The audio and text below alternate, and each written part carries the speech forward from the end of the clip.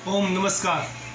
जिनको बुखार की समस्या रहती है, किसी को बुखार आता है, किसी को बुखार उतरता भी नहीं है, और बुखार जैसे अपने शरीर अंदर जो बुखार रहता है, तो बुखार आने की अगर संभावना आपको रहती है, अगर किसी को बार बार भी अगर बुखार आता है, तो उसके लिए पतंजलि से निर्मित महासुदर्शन घनवटी, इसको लेने से आपको कैसा भी अगर बुखार आ रहा है तो उसको लेने से आपको तुरंत इसमें लाभ होगा। ये इसको जो लेने की जो गोली की जो समय है, भोजन के बाद आपको लेना है, तो इसको लेने से आपको कैसा भी अगर बुखार आ रहा है उससे आपको तुरंत ही लाभ मिलेगा।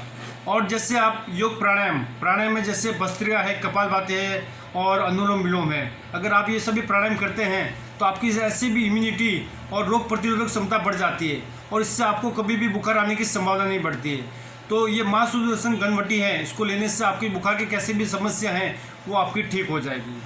ओम। हमारे पतंजलि मेगा स्टोर विरार के चैनल को लाइक, सब्सक्राइब, शेयर जरूर करें। ओम। धन्यवाद।